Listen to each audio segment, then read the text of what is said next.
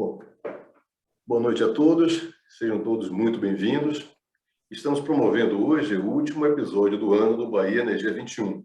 É uma websérie que, ao longo desse tempo, buscou promover a discussão sobre a indústria da energia, identificando as oportunidades de negócio nesse estado.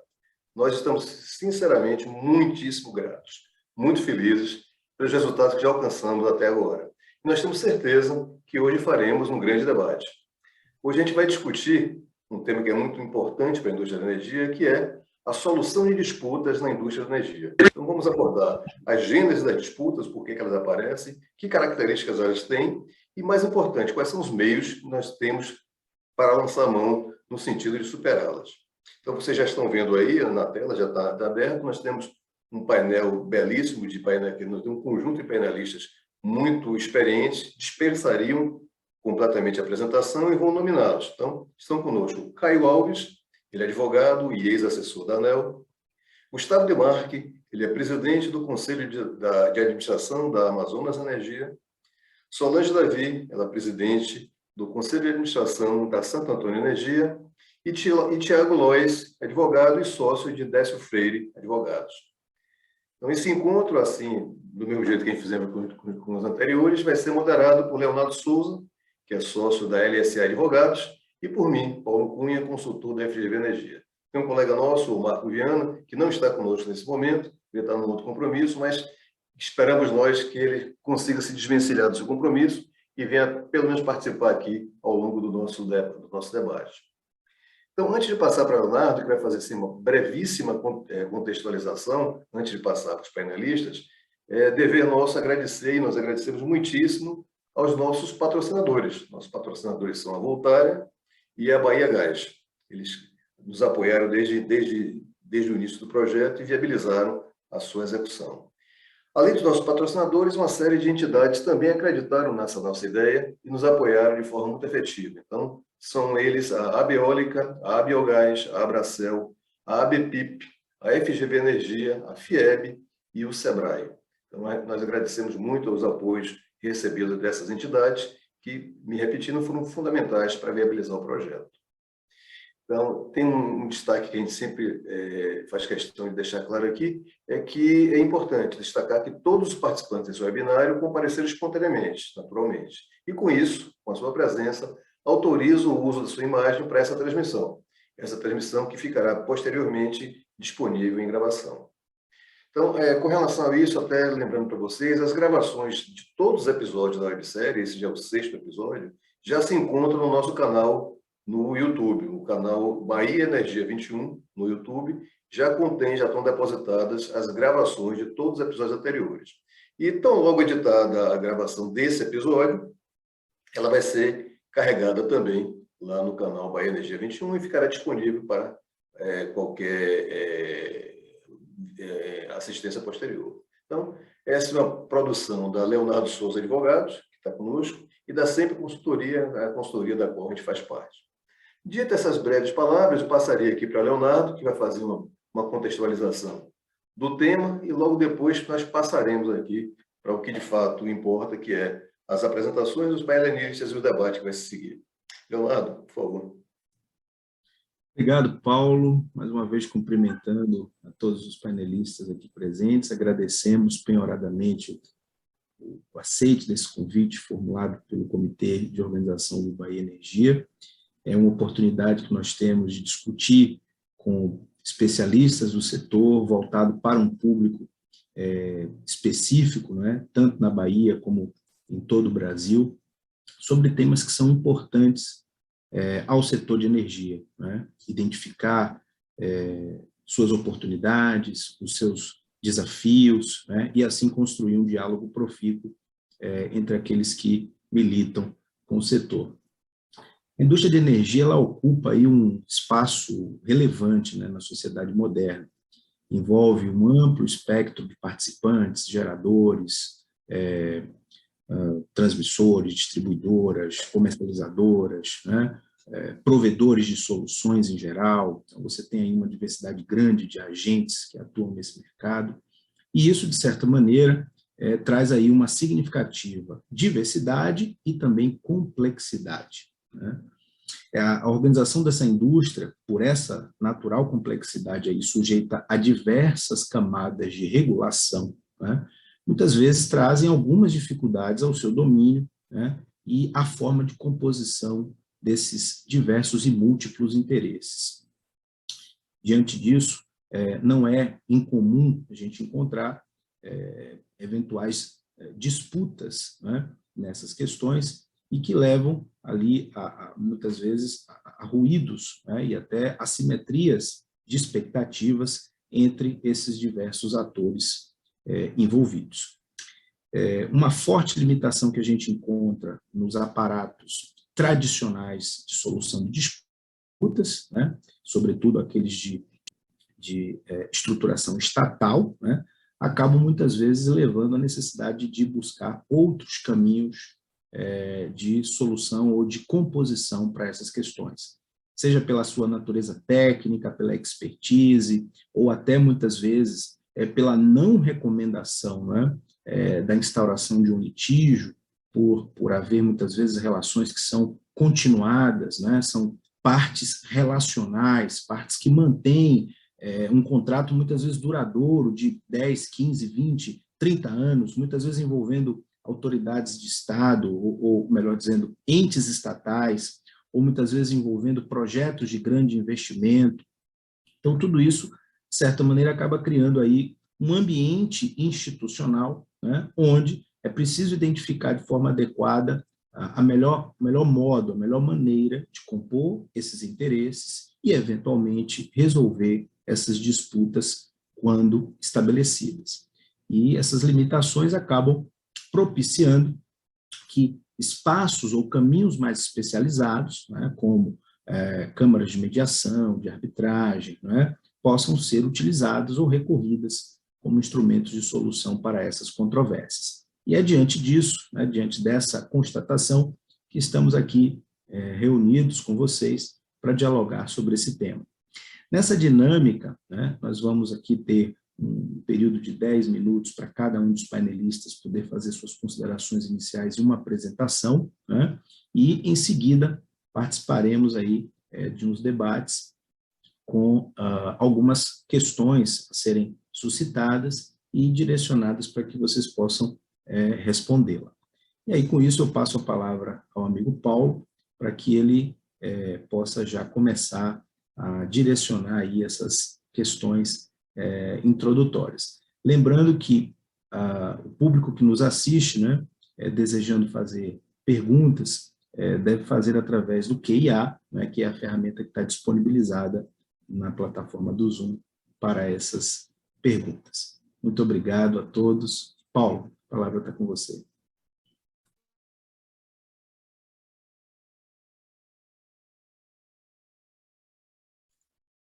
Já saí de mute, então já podemos agora falar. Agradecer mais uma vez aqui a Leonardo. E vamos começar de fato aqui a parte que importa no nosso trabalho, no nosso webinário, que é a fala dos nossos painelistas. Então, eu primeiramente vou cumprimentar e chamar a Solange. Boa noite, Solange. E passando para você a fala, para que você faça a sua apresentação, mas ainda, antes até de falar isso, de lhe passar essa fala, tem uma questão que a gente gostaria aqui já de passar para você como provocação. Então, a gente constata que estamos vivendo um contexto de mudanças muito nítido. Temos a transição energética que a todos afetam, as alterações climáticas que estão em curso, as transformações na matriz energética que estão sendo percebidas, e em face dessa mudança, desse contexto de mudança, o que se pode esperar com relação à evolução e mudanças também nos mecanismos de solução de conflitos no setor de energia? Ótimo, Paulo. Boa noite, Leonardo, Tiago, Caio, Gustavo. É um prazer estar com vocês, compartilhar essa mesa virtual e também poder debater esse tema que é tão relevante, como foi colocado por Paulo e por Leonardo, e por nós todos que militamos no setor elétrico há muitos anos, e bem sabemos da importância. Paulo, a sua questão, eu acho que é a questão, né? Você já começou com uma questão aí muito importante, e para respondê-la, eu acho que eu vou compartilhar com vocês alguns poucos slides nos quais nós poderemos, acho que, observar as reflexões que eu gostaria de compartilhar com vocês sobre o tema, e até para responder de modo efetivo, Paulo, a sua questão, né? Então, eu iniciaria com um breve registro sobre as macro tendências mundiais, e aqui há 8 tendências, obviamente nós não temos nada exaustivo, é meramente exemplificativo, e mesmo sendo exemplificativo, a gente percebe que tem uma variedade, uma complexidade, uma amplitude imensa em relação ao que podemos ter aí, temos e poderemos ainda ampliar em termos de discussão, de debate, de conflitos, de controvérsias, como a questão da água, a questão dos alimentos e produtos em geral, o que intensifica... Vou lhe fazer uma sugestão que coloque em modo apresentação, que talvez fique mais fácil a visualização para a plateia. Eu coloquei, não está? Ainda chegou no fã. Mas tudo bem, acho que vai ser possível ver. Eu vou colocar de novo agora, vamos ver. Está em modo apresentação agora para vocês? Para mim está aqui. Ok, então tá tranquilo, dá dando para ver. Vou voltar.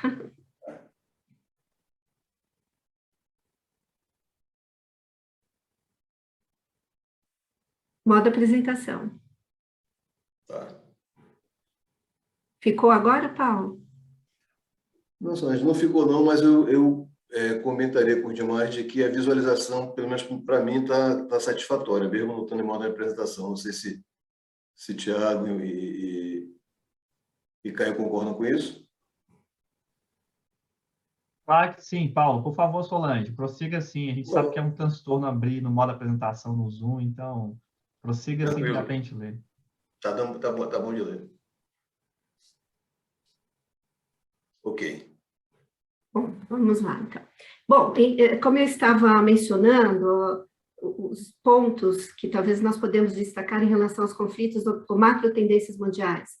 A discussão sobre a água, a própria discussão sobre alimentos e produtos em geral, em que nós temos uma questão muito importante relacionada à própria energia elétrica, né, a produção, geração, consumo, a questão das cidades, a urbanização, a emergência das megacidades, inclusive com o próprio desafio da descarbonização e economia verde, a energia elétrica no item 5, em que nós verificamos a busca de uma sociedade mais eletrificada, com o aumento da demanda, a preocupação com a segurança energética, ao mesmo tempo em que há uma grande preocupação também com a questão dos custos e de quem é que vai suportá-los. A geopolítica, aumento das tensões sobre vários aspectos, a discussão sobre a infraestrutura, não só a modernização, mas a própria, o apoio e a participação intensiva de recursos privados ou do setor privado em relação ao desenvolvimento da infraestrutura, no qual se insere a energia elétrica, e, por fim, uma discussão ampla sobre as pessoas, de modo geral, não somente sobre a questão de saúde, envelhecimento, necessidades, comportamentos, mas até mesmo o que vamos fazer hoje para atender às necessidades futuras, ou às necessidades das próximas gerações, o que nós podemos tratar como direito intergeracional. E dito isso, eu chamo a atenção para a questão dos riscos, porque nós estamos, obviamente, falando de muita coisa e falando de riscos. E quando falamos de riscos, e nesse cenário em que vamos discutir conflitos, obviamente, os riscos, eles decorrem de decisões. Decisões do poder público, decisões do poder privado, decisões dos agentes, e particularmente quando falamos do setor elétrico, eu acho importante que a gente tenha brevemente uma abordagem histórica sobre como é que o Brasil tratou a questão no decorrer do tempo. Então, aqui há um quadro em que nós podemos refletir muito sobre, até a década de 90, como é que nós estávamos, e a partir de então, até chegar aos dias atuais. Mas o que eu gostaria de comentar para esse início da nossa conversa e falando de conflitos, é que até os anos 90, ou a década de 90, talvez não falássemos muito em conflitos, principalmente por uma característica especial do setor, que era predominantemente estatal. Então, os conflitos, talvez, eles fossem resolvidos, e certamente o eram, sob um aspecto mais político, né? Em que os controladores das empresas se uniam, conversavam e chegavam a um denominador comum para dar continuidade ao setor ou às atividades que tivessem que ser desenvolvidas. A partir da década de 90, então, nós já temos um componente importante, que é a atuação e a participação intensa do capital privado, né? Então, a expansão do setor ficou a cargo também do setor privado, das empresas privadas com as privatizações, e essas controvérsias, então, existentes no período estatal, passaram a ter uma outra conotação, principalmente quando verificamos em que vários contratos passaram a ser assinados. Nós tivemos um componente de sistema hidrotérmico aí ampliado e bastante relevante também, e o qual chega nos anos 2000 com um desafio muito grande, que é o desafio de tratar do modelo do setor elétrico que foi definido ao final dos anos 80, dos anos 90, ali em 1998, e que permitiu que tivéssemos os mercados livre e o mercado regulado, com o modelo de 98, com o modelo de 2004 também. Então, isso, obviamente, em decorrência de questões do passado, como o próprio endividamento das estatais, mas a questão é que nós adotamos um outro caminho, e esse caminho foi de definir nos nossos modelos, ou no nosso modelo, o mercado livre, o mercado regulado, contratos específicos, e hoje nós temos milhares deles, de contratos dos dois mercados, um sistema hidrotérmico que se soma a um sistema de renováveis também bastante importante, com preços e tarifas sendo definidos, né? Diferentemente do período anterior, em que falávamos basicamente de tarifas. Até chegarmos, então, na década de 2000, 2020, em que nós temos, acho que concentrada, Paulo, a questão que você bem abordou. Como é que faremos, então, com esse contexto de transição energética, que é um processo bastante longo e desafiador, com também o tratamento das mudanças climáticas, a busca de uma economia verde, o ESG tendo que ser olhado, tendo que ser analisado no âmbito desse contexto. Então, no meu modo de entender, nós temos e criamos mecanismos diversos que fizeram com que a própria cadeia de valor do setor elétrico, que era uma cadeia tradicional de geração, transmissão, distribuição e comercialização, ela fosse alterada, o que exigiu que tivéssemos mecanismos específicos de solução de conflitos, e eu vou falar dele no último slide, que é o slide seguinte, porém, ao mesmo tempo em que temos um modelo com mecanismos específicos de solução de conflitos, decorrentes justamente das decisões de formação de mercado livre, de mercado regulado, de participação dos agentes, de um modelo de contratos de longo prazo, temos contrato até depois de 2050 aqui no Brasil, mas o que fazemos com esse pacote imenso, com a evolução tecnológica, com a evolução de modelos de negócios, que nos alcança e que podemos dizer, então, e tratar não somente de um modelo de setor elétrico tradicional, de uma cadeia de valor tradicional, mas de uma cadeia de valor amplamente modificada, em que nós inserimos o serviço de energia ou energia service, em que inserimos outros mecanismos, como armazenamento, como hibridização. Então, o que nos chega, eu acho que também nos desafia, quais são os conflitos já existentes em relação a essa cadeia de valor e os potenciais conflitos. Tanto os potenciais, tanto os reais, quanto os imprevisíveis, né? Quanto aqueles inesperados ou quanto aqueles incertos. Então, como é que nós vamos regular, né? Como é que vai ser a regulação do futuro? E a regulação, ela tem um desafio também ampliado, porque ela precisa ter sustentabilidade, ter previsibilidade e tratar sobre incertezas.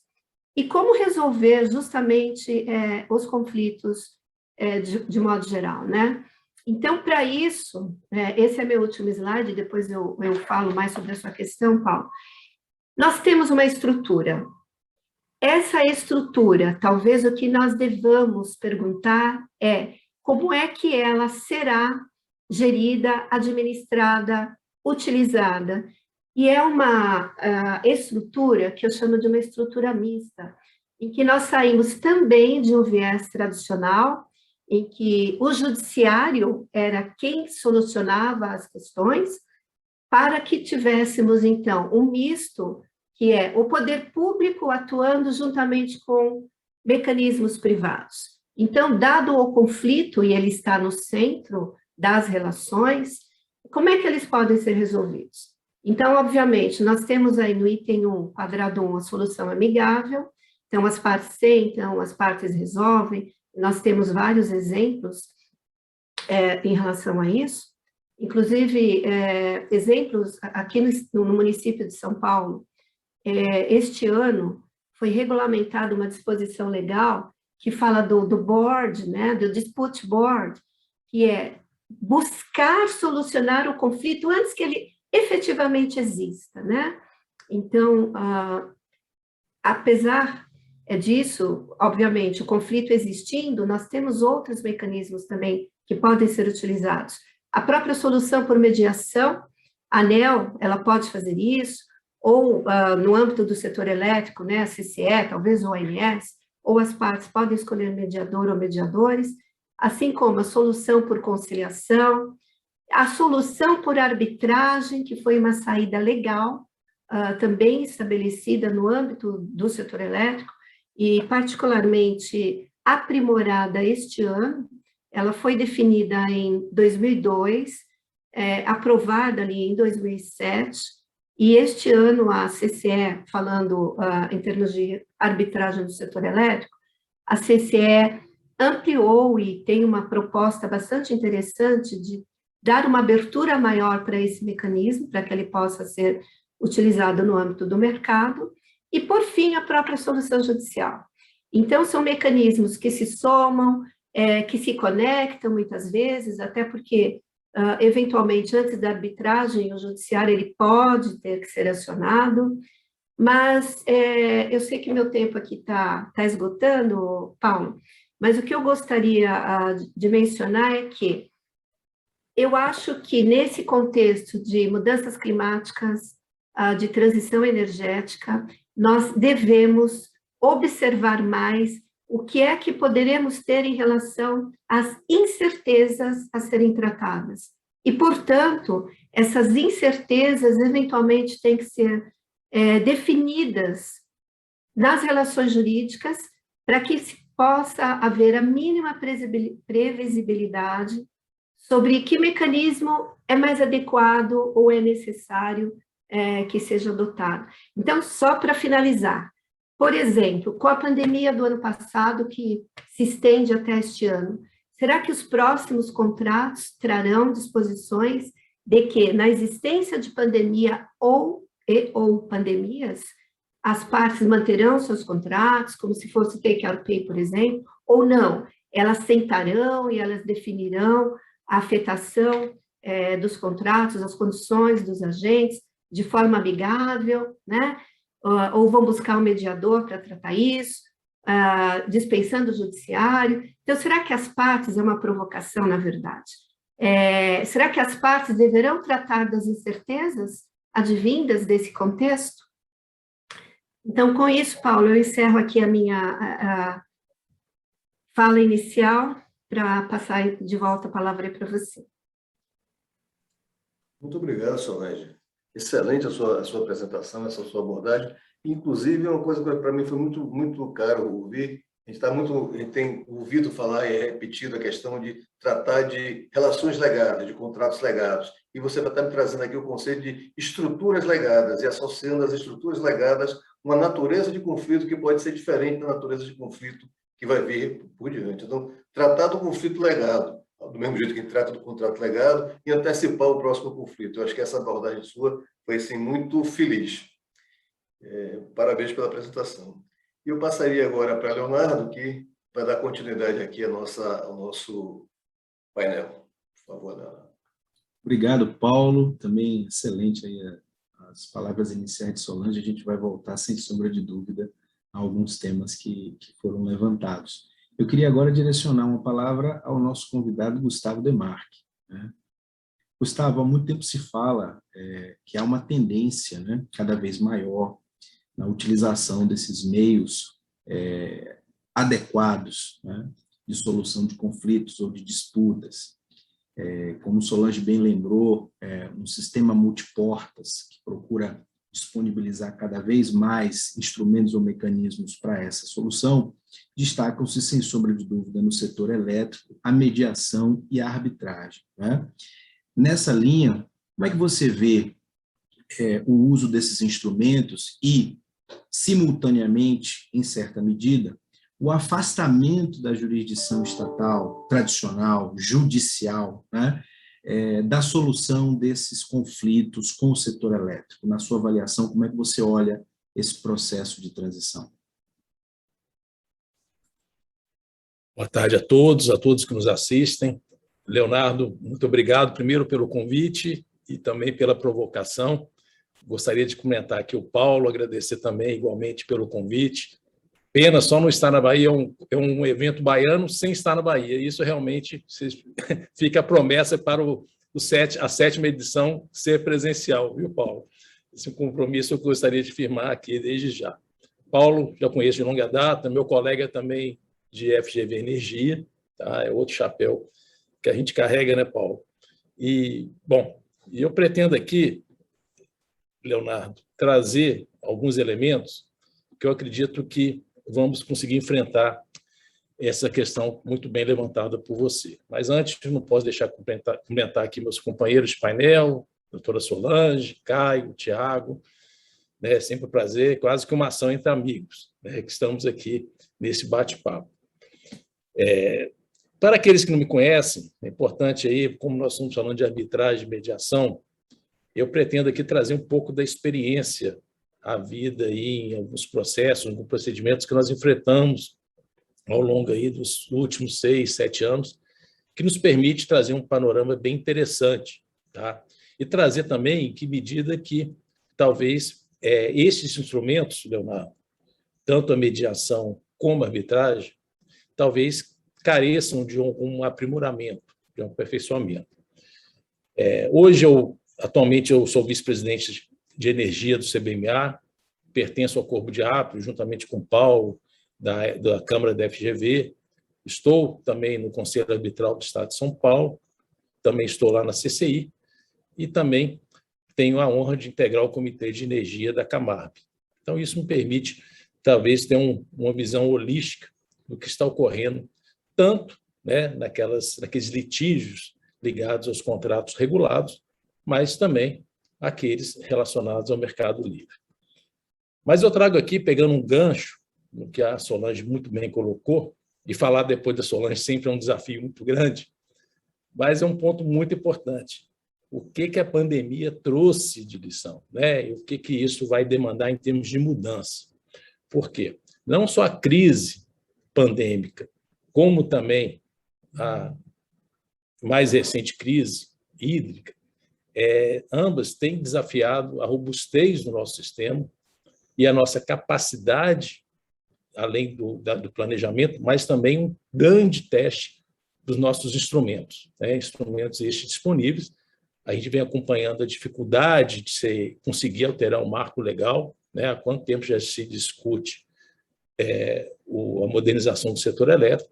Então, o grande desafio foi utilizar os instrumentos que dispomos para fazer frente a essas duas crises. Bom, e logo no início, vocês vão lembrar, o grande ímpeto né, de vários agentes para, até de maneira muito legítima, tentarem se proteger, inaugurar uma corrida desenfreada para a invocação da ocorrência de força maior. E, naquele momento, isso gerou uma diversidade, uma infinidade de notificações, uma verdadeira guerra de todos contra todos. Mas eu sempre tive uma visão muito crítica a este movimento, embora, repito, legítimo, por achar prematuro, porque aqui a gente teve uma situação extremamente inusitada. Essa pandemia, essa crise, ela atingiu e ainda continua a atingir a todos. Então, quando eu falo que foi um grande teste, foi justamente buscar instrumentos, sobretudo aqueles no campo consensual, para a solução desses conflitos. Tá? E, não muito diferente, os impactos decorrentes dessa crise hídrica. Basta dizer que os instrumentos que estamos buscando para enfrentá-lo se assemelham muito. Então, sim, eu acho que essas crises, tanto a decorrente de uma pandemia, quanto aquela decorrente de uma questão estrutural, elas são extremamente desafiadoras, mas nos traz uma lição, em que medida nós devemos explorar mais instrumentos, principalmente a mediação. O Leonardo bem disse aqui a questão dos contratos relacionais. Nós temos, principalmente com relação às concessões, contratos incompletos, contratos relacionais, o que nos demanda muita serenidade e equilíbrio para lidar, considerando o longo prazo de maturação. Então, submeter eventual conflito ao judiciário, isto impõe um risco e, principalmente, um tempo que muitas vezes a gente perde totalmente o controle. Então, Caio, você vai lembrar muito bem, salvo engano, você teve a oportunidade de participar do gabinete de monitoramento, e naquele momento eu fiquei muito feliz em ver quando foram destacados os princípios regulatórios para o enfrentamento da crise. Dentre eles, a mitigação de riscos jurídicos, a autocomposição e o esforço conjunto. Então, sim, foram princípios fundamentais para que a gente pudesse buscar soluções céleres, tá? E neste ponto o regulador ele foi extremamente ágil, em buscar e fazer, instituir normas e priorizando, sobretudo, a agilidade. E tem um outro ponto aqui que eu acho fundamental, não decorre propriamente da crise, mas é uma questão que, para mim, é o grande precedente recente, o Caio vai poder detalhar melhor, que foi, Solange vai recordar muito bem, do contrato da Termonorte. Eu, pelo menos, me recordo, 12 anos, várias interações, tanto com a CCE como com a ANEEL, para se tentar buscar uma solução para aquele contrato. Foi o contrato que foi celebrado no sistema isolados, foi internalizado no sistema interligado, com uma série de disfunções, naturalmente operacionais, porém decorrentes de marcos regulatórios distintos. E ali foi um grande desafio. E, de maneira muito sábia, a ANEEL instaurou um processo de mediação extremamente bem sucedido, naturalmente atendendo o interesse público, e construiu uma solução no campo consensual. Então, essa solução trazida para essa questão relacionada ao Termonorte, para mim, foi um precedente importantíssimo para que a gente chamasse a atenção de um dos atributos do regulador, que para mim é tão importante quanto os demais, que é justamente o seu papel de mediação, o seu papel de mediador. Então, esse é um ponto que eu queria deixar aqui, Leonardo, como uma sugestão. A gente sabe que a ANEEL tem um quadro limitado, tá? Mas eu acho que nós podemos pensar conjuntamente, utilizando, inclusive, câmaras, entidades externas, de modo a aparelhar, a apoiar a agência reguladora na busca dessas soluções. Tá? A gente acompanha alguns casos também na NP e percebe lá que a mediação também tem sido extremamente bem sucedida. Então, isso é importante para que a gente possa, de fato, ter uma outra visão em relação à mediação. tá? Não que ela seja precária ou que não seja utilizada. Eu só acho que o momento conjuntural demanda um aperfeiçoamento dos nossos mecanismos, né? Então, repito, não devemos aguardar mudança no marco legal. Acho que a gente tem que utilizar as ferramentas que já estão no kit dos reguladores. E essas ferramentas permitem, sim, que a gente possa trazer mais robustez, trazer mais otimização para esse mecanismo. E por que isso é importante? Foi falado aqui a questão também relacionada ao judiciário. O Thiago está aqui, não vai deixar eu mentir. Nós temos alguns casos que são decorrentes da primeira crise hídrica lá em 2001, que até hoje estão pendentes de uma solução no judiciário. Ou seja, então nós temos processos com mais de 20 anos, né? Eu cito como exemplo o despacho 288, a Solange vai lembrar muito bem, cito aqui como exemplo a recomposição tarifária extraordinária, também sem solução no judiciário. Então, em que medida nós não devemos parar e refletir uma solução mais adequada para essas questões? E aqui eu pego o gancho para conectar um outro aspecto também que eu reputo extremamente fundamental no setor de energia. É uma reflexão, né, sobre a nova perspectiva, isso foi dito pelo Solange, foi dito também pelo Paulo, uma nova perspectiva para o instrumento da arbitragem para o setor elétrico. Tá?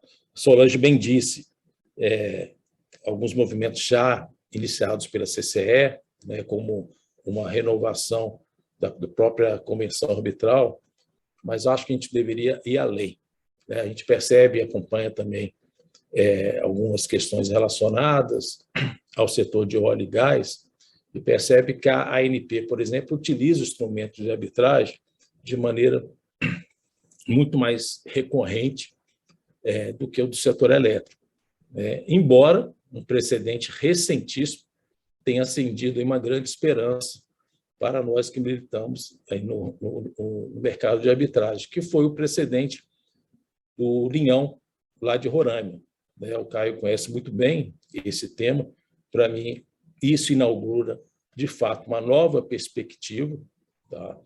Quando a ANEEL permitiu o encerramento de um litígio na esfera judicial, autorizou a submissão do equilíbrio, ou seja, a discussão relacionada ao equilíbrio econômico-financeiro daquele contrato de concessão para a arbitragem, né? E, repito, tratando de um contrato de concessão que tem a sua categorização como contrato incompleto, como contrato relacional, eu não vejo a solução mais adequada do que a submissão desse caso, desse litígio, por meio de arbitragem. Então, esse eu acho que é um precedente que deveria ser utilizado para inaugurar uma discussão no âmbito da agência, em que medida nós não podemos ampliar, aprimorar os nossos instrumentos, não só de mediação, como também o de arbitragem.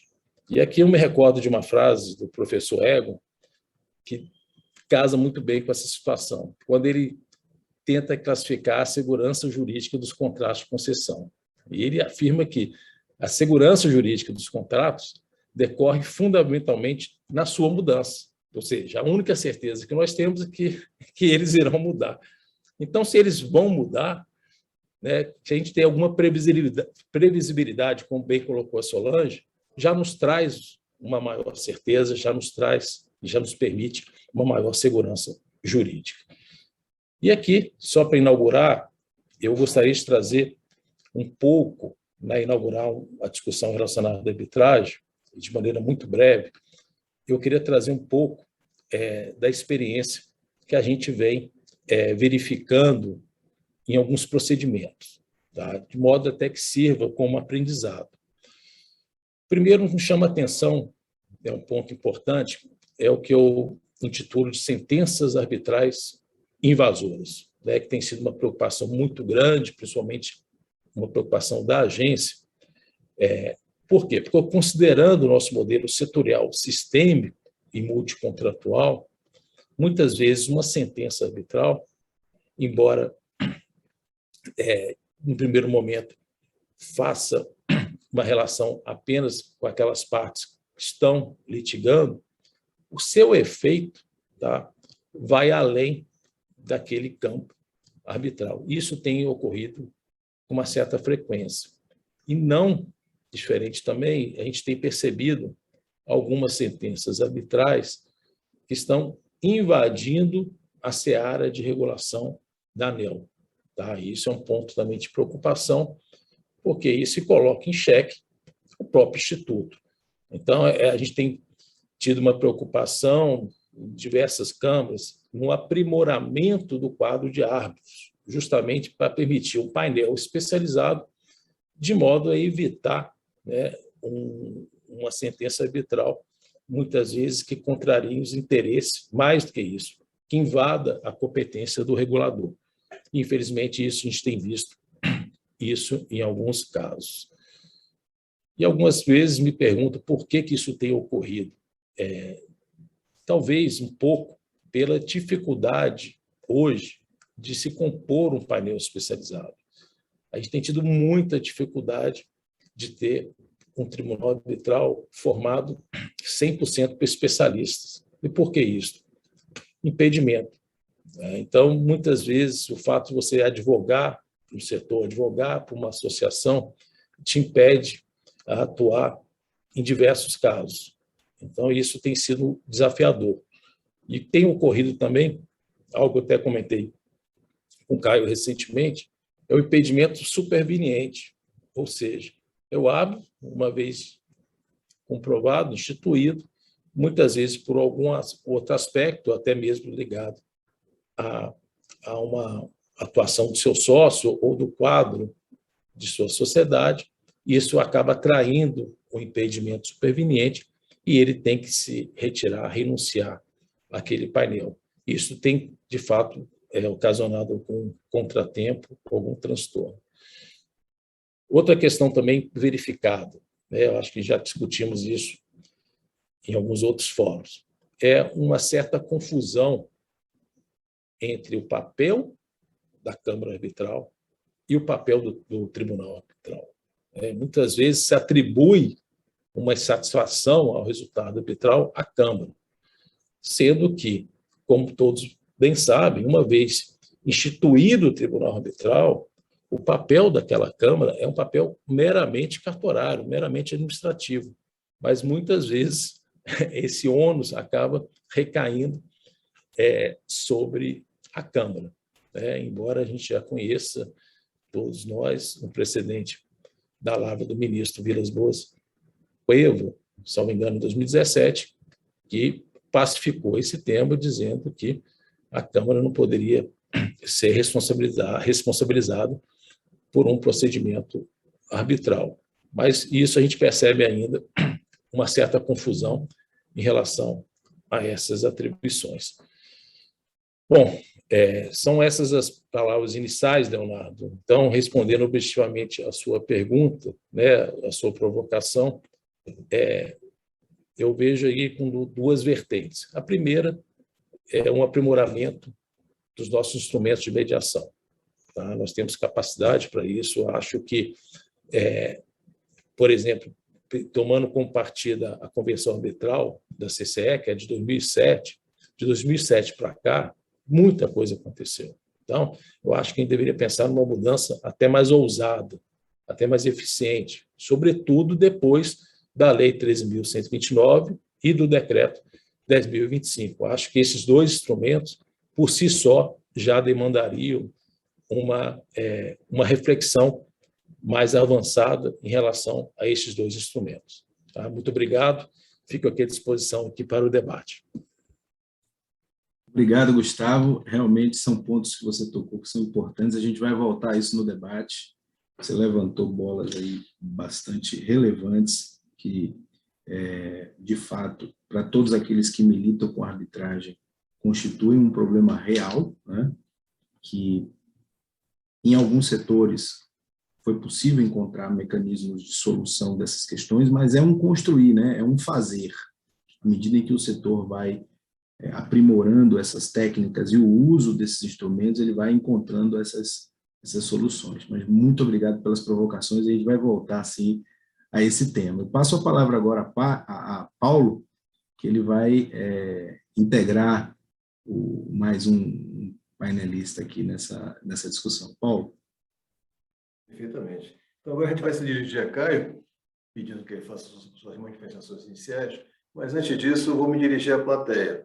Reiterar a recomendação e o lembrete de Leonardo de que nós temos aqui um painel onde você é o elemento mais relevante. Esse painel foi feito para poder tirar suas dúvidas, permitir a sua participação. Dessa forma, você tem uma ferramenta aí no pé de sua página, a ferramenta QIA, e com a utilização dessa ferramenta QIA, você pode participar do debate diretamente, fazendo uma pergunta, fazendo uma indagação, fazendo uma contribuição, será muito bem-vinda. Então, dito isso, eu passaria aqui a Caio. Boa noite, Caio, um prazer estar com você aqui. E, antes até de passar para as suas considerações, fazer, como tem feito aqui, alguma provocação. Até aproveitando sua trajetória recente, a gente quer saber o seguinte: qual é a sua posição sobre a participação do poder público, como, por exemplo, as agências reguladoras, na solução de conflitos? Boa noite, Paulo. Muito obrigado por me convidar aqui para o Bahia Energia 21. É um prazer estar entre colegas e tão grandes nomes nesse painel super respeitado. Antes de tudo, eu quero parabenizar todos os engenheiros eletricistas e faço também seu nome, Paulo, pelo seu dia, né? Parabéns a todos os profissionais, o Paulo, que é advogado e engenheiro eletricista, né? Nessa data tão comemorativa. Bem, primeiro eu quero fazer uma discussão um pouco mais ampla sobre o fato de que nós estamos num sistema em que a judicialização é um fato, né? Assim, é claro que a Constituição prevê uma duração razoável dos processos, mas nós vivemos uma cultura do litígio, especialmente o brasileiro, né? E aqui não quero correr nenhum risco de entrar um pouco no tema que o Thiago vai abordar, mas o fato é que, por ano, nós temos, em média, ingressos de 26 milhões novos processos no judiciário. Então, é um número que não tem estrutura que consegue dar vazão e dar solução a um grande número de processos desse porte, né? E mesmo considerando a maior redução que a gente teve de média histórica, né? Se eu não estou enganado, a média do CNJ começa em 2001, mesmo assim, ano passado, nós continuamos com 77 milhões de processos. Então, é um número assustador, né? E o fato que é interessante, um professor meu da faculdade gostava muito de dizer para mim assim: Caio, a gente vive de litígio, né? Advocacia, nitidamente. Mas o fato é que as pessoas, quando recorrem ao judiciário, elas estão renunciando ao seu próprio poder de solução de um conflito. Estão delegando a um terceiro para que essa pessoa tome uma decisão, né, já que as partes não podem fazer. E o fato é que o prazo médio de prolação de uma sentença, Paulo, Leonardo, a gente sabe que é superior a 5 anos. Né? Se for considerar ainda o período de execução, adiciona mais uns 3. Né? Então, não dá para a gente aguardar uma solução judicial de conflitos. Né? Se a gente faz um comparativo com os contratos de concessão e contratos de energia do setor, bem, a gente está falando que os contratos de concessão têm em média 30 anos. Então, imagine, aguardar um litígio, um deslinde de um processo judicial, que pode levar, sendo otimista, né? Porque os processos do setor de energias levam mais tempo, como vai abordar muito bem o Thiago, né? Mas imagine, comer 5 anos da sua concessão aguardando um deslinde de uma questão, enquanto você tem um contrato de 30 anos firmado com o poder público. Né? Não é razoável. Se a gente considera, por exemplo, os leilões de energia, são todos feitos com expectativa de 3, 4, 6 anos, né? A-3, A-4, A-6. Então, imagina, você aguardar quase a entrada em operação de uma usina para a solução de um conflito. Não faz sentido, né? Outro parâmetro, transmissão. O empreendimento de transmissão leva, em média, 3 anos, às vezes um pouco antes, né, para entrar em operação. Então, se a gente está admitindo que litígios demorem mais do que isso, né? O fato é, Paulo e colegas, é que o judiciário não consegue dar vazão para todos os processos que eles são submetidos. Né? É impossível, né? Considerando a cada ano 26 milhões de novos são adicionados, então nem com toda a estrutura possível do mundo seria possível. Então, nesse meio, a gente tem que discutir muito aprofundadamente os métodos extrajudiciais de solução de conflitos, MESCs, né? Então, além de conciliação, que já é algo muito conhecido do setor, né, da prática da advocacia, advocacia, a gente tem que falar nessa dimensão que o Gustavo abordou aqui, da mediação como instrumento de regulação até, dos dispute boards, que a Solange pôde muito bem matricular, e da arbitragem, que embora a legislação não seja recente, né, o fato é que a gente ainda percebe o setor tem se aprimorado, mas ainda há umas eficiências, né, que o doutor Gustavo até pode abordar aqui. Então, assim, para começar um pouco falando do dispute boards, né, é você criar uma comissão que vai acompanhar um contrato, essencialmente de longa duração, e esse conselho, dentro dos contratos, vai ter poder deliberativo ou poder de aconselhamento das soluções do conflito. Veja bem, a gente pode aplicar isso muito bem em contratos públicos de concessão. Na prática, eu posso contar da minha experiência enquanto ex-assessor da ANEEL, né? Já são instituídos comitês para cada contratos ou há um acompanhamento, tanto de geração quanto de transmissão. Seria tornar isso, na verdade, com poder deliberativo, né? Então, é só institucionalizar algo que já é feito, que já existe. Dá poder deliberativo para isso, né? E veja bem que interessante, né? Dados da Dispute Resolution Board Foundation indicam que 99% dos conflitos são resolvidos dentro do comitê, antes mesmo de virarem um litígio. Então, olha que interessante, né? É algo muito efetivo. A gente tem que abordar isso com um pouco mais de clareza e em matéria de contratos públicos, plenamente cabíveis, né? Eu citei aqui transmissão, mas em geração também é feito um acompanhamento por uma comissão designada por portaria, especificamente citando o caso da ANEEL, né? Em relação à mediação, o Gustavo muito bem citou um caso aqui que foi divisor de águas, eu diria. Eu posso até contar a experiência para vocês que houve muita resistência quando a gente tentou implementar a primeira mediação, né? Até porque, assim, há uma tendência natural de que as coisas permaneçam como estão, né? É uma tendência natural humana, até o conservadorismo faz parte da natureza humana. E aí a gente teve que fazer uma aproximação, na época, eu como assessor da diretoria da ANEEL, muito forte com a CCE, e a gente chegou numa solução boa para rescindir esse contrato que foi comentado aqui da Termonorte 2 com a Energisa. O custeio do contrato era feito tanto a nível nacional, por meio da CDE, como parte até o que a gente chama de ACR médio, né, o ticket médio da tarifa do rondoniense, arcava com parte da tarifa. Então, quando a gente conseguiu submeter esse contrato para consulta pública, discutir com a sociedade se aquilo era razoável tomar aquela decisão ou não, é um contrato, veja bem, que estava encerrando em 2023, né? Mas houve uma economia efetiva de recursos para a nação, até eu diria, né? Para a conta de desenvolvimento energético e também para o rondoniense, né? E a gente teve contribuição de inúmeras associações, a Abrace, né? A própria Bagete contribuiu, no sentido de que aquilo seria efetivamente muito positivo. Num primeiro momento, e aí eu acho que talvez interesse muito a discussão aqui, houve uma perspectiva de que não existiria espaço juridicamente legal admissível para se promover essa mediação, né? A própria ANEEL entendeu que o papel dela seria muito secundário, né? E que seria muito mais um acordo do gerador com a distribuidora. Mas, veja bem, até justamente por isso, né, por não envolver uma competência direta, e esse contrato especificamente, como ele é do isolado, ele era celebrado entre distribuidor e gerador, justamente por isso havia um espaço de interseção ali, né, e de intervenção da ANEEL, como foi feito. E naquele momento a gente defendeu que, mesmo sobre a inexistência clara de uma prerrogativa da ANEEL para fazer isso, o próprio princípio da eficiência, né, e da modicidade tarifária autorizariam, né? A gente tem sempre que recorrer aos princípios quando não há uma previsão expressa na lei. E, de fato, esse posicionamento que a gente defendeu lá foi acolhido pela diretoria e pela procuradoria, antes emitiu um parecer concordando com os argumentos, e a gente teve ali uma decisão, de fato, que conseguimos reduzir, né, custeio. Isso foi super interessante.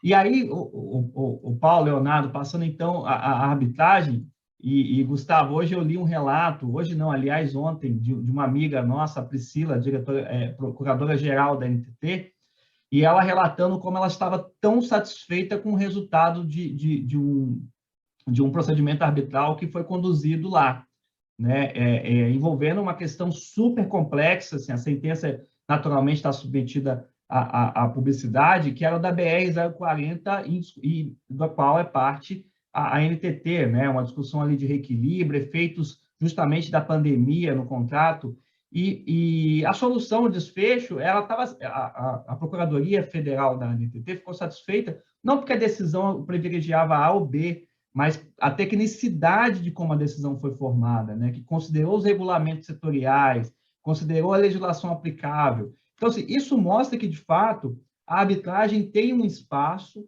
e tem que ser utilizada. Veja bem, eu abri aqui a minha fala falando de como os processos no judiciário são morosos, né? E o principal benefício que se pode obter através de uma arbitragem é justamente a definição de quando começa um processo e quando termina. São as partes que, através da convenção arbitral, estipulam isso, né? E esse é o maior, sem sombra de dúvidas, o maior benefício de submissão de um procedimento de litígio à arbitragem, né? Além, nitidamente, desse outro aspecto que o Gustavo pode comentar aqui, que é da especialidade dos árbitros, né?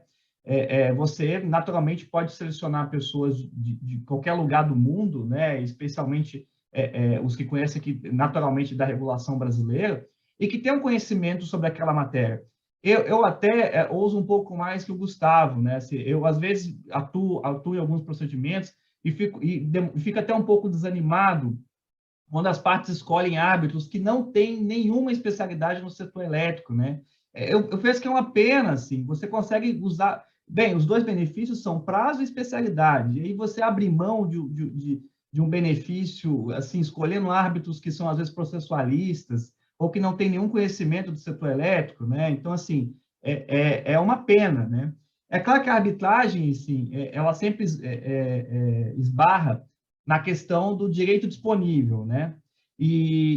Mas, naturalmente, quando a gente está falando de setor elétrico, muita coisa é disponível, né? Até interessante, o Gustavo citou o caso da Transnorte Energia, que foi a ANEEL admitiu a inclusão superveniente de uma cláusula no contrato que autoriza a submissão do litígio, né, a procedimento arbitral.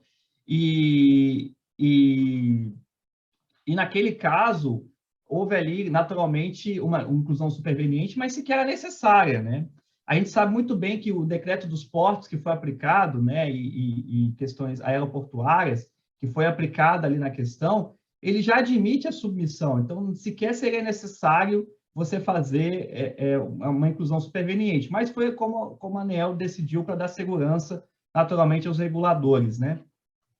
E, claro, houve toda a possibilidade, ali se compatibilizou o procedimento arbitral com todos os requisitos que são intrínsecos da administração pública, e especialmente o da publicidade.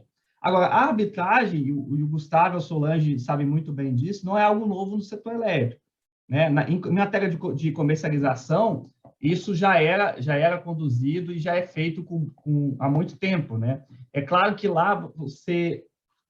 Opa. Desculpem, eu perdi vocês aqui, só um minutinho. Nós estamos te vendo e estamos te ouvindo. Opa, Leonardo, obrigado. Só perdi a tela aqui, desligou. Mas, então, a arbitragem já era algo utilizado na comercialização e com efetivo sucesso, né? É claro que a gente tem que fazer uma leitura, como o Gustavo fez muito bem e com muita certeza, de que a gente não podemos, de forma alguma, criticar a instituição que mantém uma Câmara Arbitral como se ela fosse responsável pelas decisões. Vejam bem, uma das características da arbitragem é de que os árbitros têm independência e têm livre convencimento. Eles atuam, de fato, como juízes, né? Como se juízes fossem. Então, é natural que existam decisões, embora isso, de alguma forma, sempre esbarra em críticas de especialidade do árbitro, né? Mas existe a possibilidade da decisão ou de um árbitro, às vezes, ter um posicionamento que contraria a regulação, por exemplo. Mas por isso que normalmente são feitas convenções em que você seleciona 3 árbitros, né? E há todo um mecanismo, as partes podem submeter, podem excluir um ou outro. Então, assim, é um mecanismo que foi feito para dar certo, né? E aí até aqui deixar um parabéns todo especial para a Câmara de Comercialização de Energia, que agora está admitindo a pluralidade de câmaras, né? Tá sugerindo que assim seja. Isso é muito bom.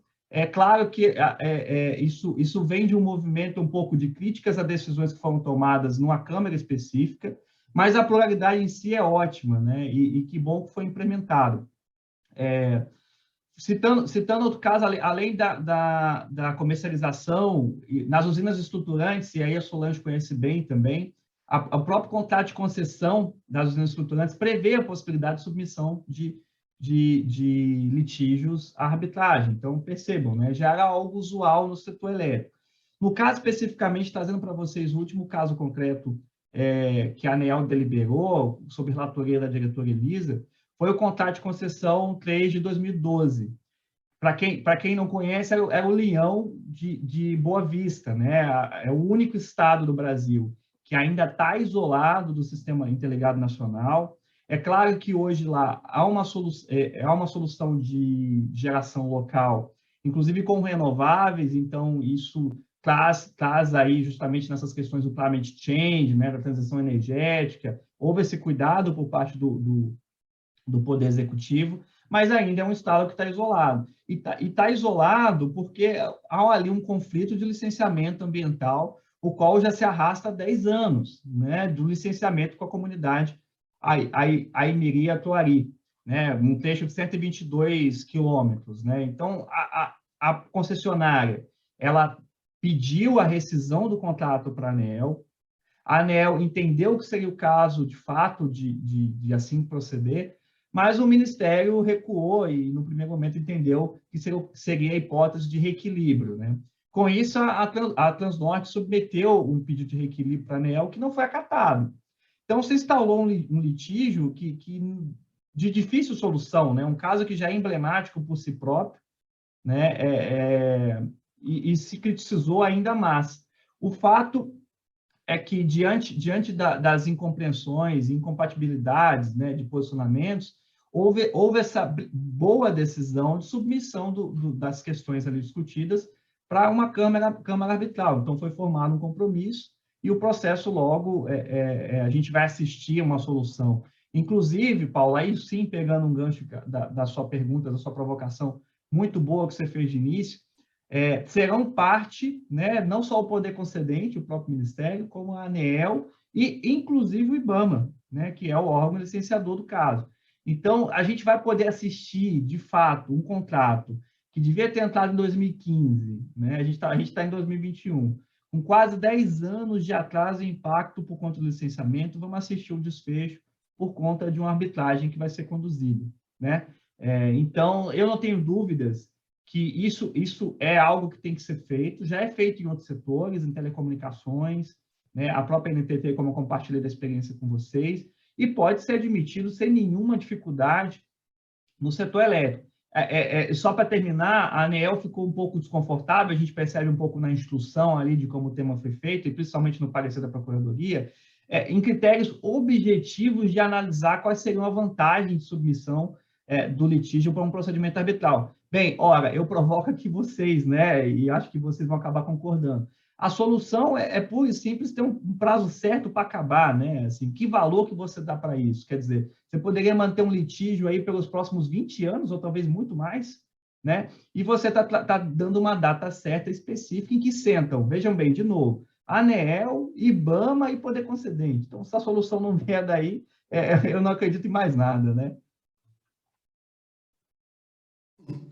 Não, maravilha. Muito obrigado, Caio, pela sua fala, principalmente esse exemplo de fecho que você trouxe aí, que dá, na verdade, um pano de fundo, né? Na verdade, mais do que o pano de fundo, a condição de contorno de até onde a gente pode avançar com esses métodos no sentido de compor esses litígios de uma forma que seja muito mais completo do que era, na verdade, atingido anteriormente. Muito bom. Eu vou passar agora para o Leonardo para dar continuidade aqui à nossa fala inicial. Obrigado, Paulo. Parabéns, Caio. Realmente você também trouxe aqui questões que a gente, sem sombra de dúvida, vai voltar.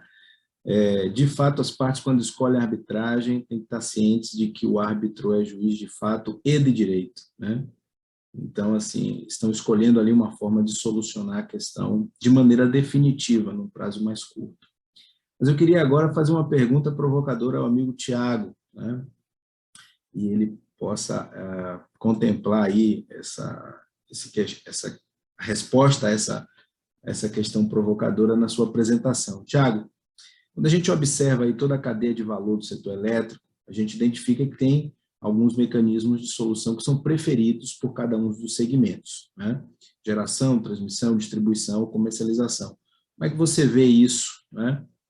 Na sua experiência e qual é a análise que você faz do reflexo que isso tem no Poder Judiciário?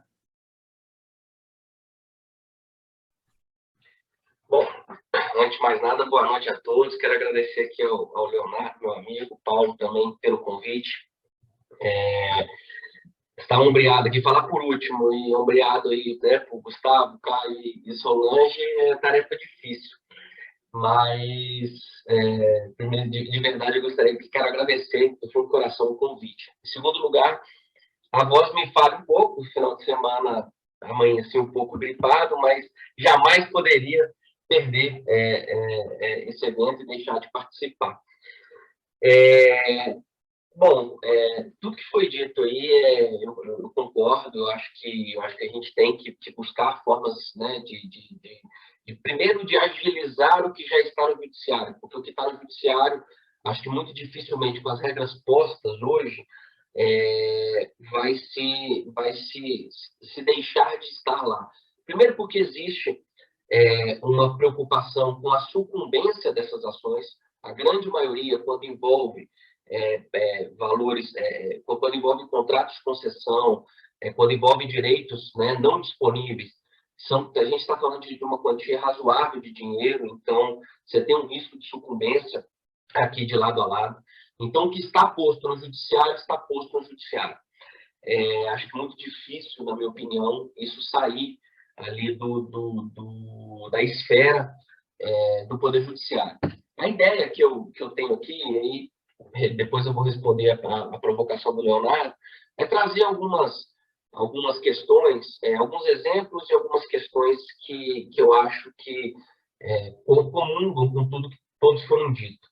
Eu não me recordo aqui exatamente se está na Câmara ou no Senado, mas existe um projeto de lei, eu acho que vai muito de encontro aí ao que foi colocado, em se instituir, assim como no direito americano, uma conciliação prévia, né, ao ingresso das ações judiciais. Se não me engano, é um projeto de lei que está na Câmara. A ideia funcionaria muito como a gente vê nessas séries, né, norte-americanas aí, aquelas conciliações filmadas, gravadas, em que as partes tentam ali, antes de entrar com um litígio efetivamente. Isso tem um ponto positivo, que é privilegiar a vontade das partes, que é o que foi colocado aqui, que eu acho que é de fato, a grande virada de chave desses sistemas de solução alternativa. E um outro grande ponto é, aquelas pessoas que não quiserem resolver pelas partes, em tese, teriam um tempo menor de litígio no judiciário. Né? Acho que a ideia é essa. E onde eu quero chegar com isso? A gente está vendo aí no dia a dia, o Caio como advogado, Gustavo, Leonardo, no dia a dia a gente vê que tem audiência marcando já para o final do ano de 2022. Né? Em Brasília, é difícil você explicar. Às vezes você pega um caso aqui, se eu bater no carro do Caio, por exemplo, e precisar entrar com uma ação, a minha ação ela é julgada depois, a audiência de conciliação, perdão, em juizado especial, ela é agendada depois de um caso, por exemplo, que o senhor precisa perder uma bagagem na Gol, na TAM, qualquer outra que seja. Por quê? Porque foi instituído sistemas dentro lá do Sejusc, aqui do Distrito Federal, de que essas empresas com alto litígio, elas têm uma preferência. Então, criam-se pautas específicas para essas empresas. Isso é natural, faz parte do jogo, porque, como são altas demandantes, elas precisam ali de, vamos dizer, uma preferência, entre aspas, né, para poder dar a jurisdição necessária ao jurisdicionado. Mas, quando a gente fala em solução de conflito, eu gosto de citar aqui duas coisas. Eu participei de um debate, há um tempo atrás, se não me engano, em 2019, pela Brad, falando também de judicialização do setor elétrico, que lá estava presente um dos palestrantes, era o Julião. E o Julião trouxe uma coisa muito interessante naquela oportunidade, que é a criação da lâmpada por Thomas Edison foi judicializada.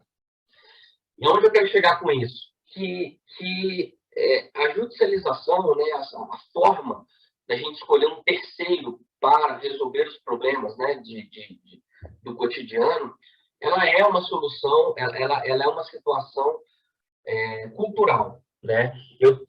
Esse é um caso para mim que ficou na minha memória, e eu tive um professor hoje falecido de consequências da Covid, que é o professor, o ministro Hamilton Carvalho, saudoso ministro Hamilton Carvalho, que ele, em toda aula, ele me dava aula de direito penal, mas a gente pode trazer o aspecto dele para cá.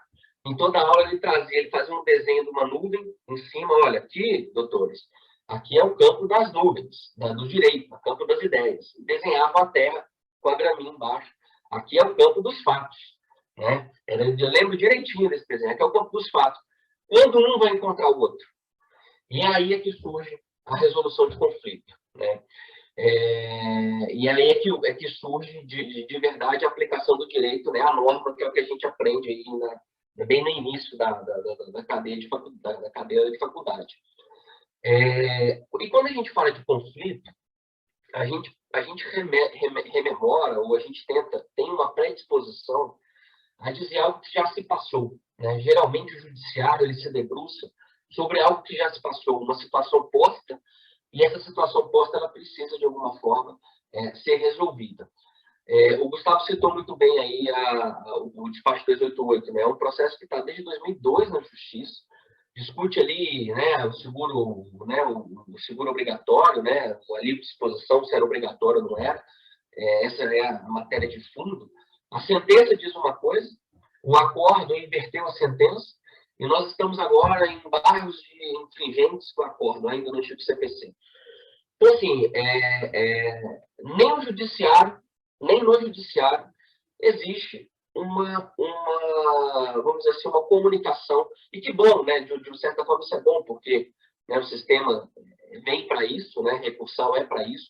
Mas nem o judiciário, aonde que eu gostaria de chegar, nem o judiciário, ele dentro desses setores regulados, eles têm uma interpretação crível, uma interpretação que dá para a gente poder minimamente, e com todo respeito ao sistema, mas que a gente possa minimamente dizer, ó, vale a pena ou não vale entrar no judiciário.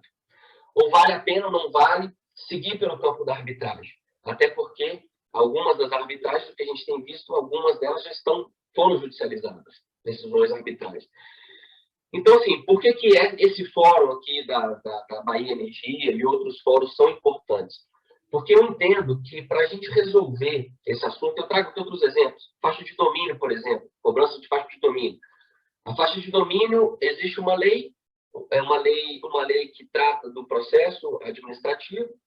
As rodovias, as empresas de rodovia, entendem que a atribuição de um contrato de concessão para as receitas adicionais, elas autorizam a cobrança pelo uso da faixa de domínio, e, por outro lado, das distribuidoras de energia elétrica em específico, mas também isso vale para todas, existe um decreto da década de 80, antes dessa lei, em que trazia a gratuidade, né, o uso a título não oneroso. Então, onde eu quero chegar? Quando a gente parte dessas disputas, a solução, aí a solução a nível principiológica, a nível conceitual, ela precisa ser de alguma forma resgatada, né? Faz algum sentido as concessões, e aí eu estou falando de uma maneira macro, telecom, gás, energia, pagarem enquanto uso público daquilo? É algo a se pensar.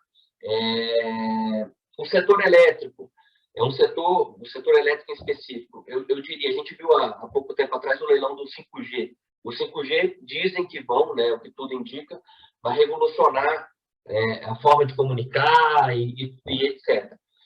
Será que existiria o 5G sem a capilaridade que o setor elétrico deu, a capilaridade a nível de acesso às pessoas e à população mais carente? Eu tenho minhas dúvidas. Se o 5G seria algo hoje viável no país, se não fosse aí programa Luz para Todos, não fosse a capilaridade que o setor elétrico trouxe, né, a infraestrutura do país. Então, eu acho que isso tudo, e aqui sem desmerecer os outros setores, não é isso, acho que eles são, de fato, complementares. Uma discussão muito em voga, que eu acho que parte muito por essa solução disruptiva de conflitos, é o compartilhamento de infraestrutura. E aqui está dentro de faixa de domínio, o compartilhamento de infraestrutura da Telecom com o setor de energia. Então, assim, eu acho que isso tudo são alguns exemplos que acho que trazem para a gente a importância desses setores regulados, cada qual na sua caixinha, cada qual no seu quadrado, mas que eles, se pensados a nível nacional, a nível federal, eles precisam, sim, ser melhor analisados. E melhor analisados, e não por outra razão, é que a Constituição Federal instituiu o que é do Estado, o que é da União, e o que é concorrente e o que não é. E não por outro, existem agências federais para tratar os temas federais e existem agências reguladas estaduais para tratar aquilo que é das agências do espectro de competência dos estados. Eu acho que, assim, a solução de conflitos, ela permeia, ela passa por uma abertura, né, de mente, de cultura de todos os agentes. E aí, Poder Judiciário, eu diria que a agência reguladora, eu diria que as próprias partes, que são efetivamente quem vai definir, e um critério adicional que eu queria trazer aqui é uma abertura do Poder Legislativo. Eu acho que isso é importante. A gente viu na pandemia o tanto que o Poder Legislativo, de alguma forma, pode ser nefasto, ainda que em prol ou numa tentativa, entre aspas, de proteção ao consumidor, ser nefasto ao próprio consumidor que o Poder Legislativo tenta, de alguma forma, proteger. Eu acho que isso é importante. Então, trocando em miúdos, e aqui a ideia não é me alongar, mas longe disso, foi muito bem explorado, mas eu vejo que, para a gente tentar buscar uma solução efetiva para a solução de conflito, eu vejo 3 importantes caminhos. O primeiro deles é, de fato, tentar privilegiar e tentar conscientizar da importância das formas disruptivas de solução de conflito. Eu acho que isso é, de forma importantíssima, é uma importante solução.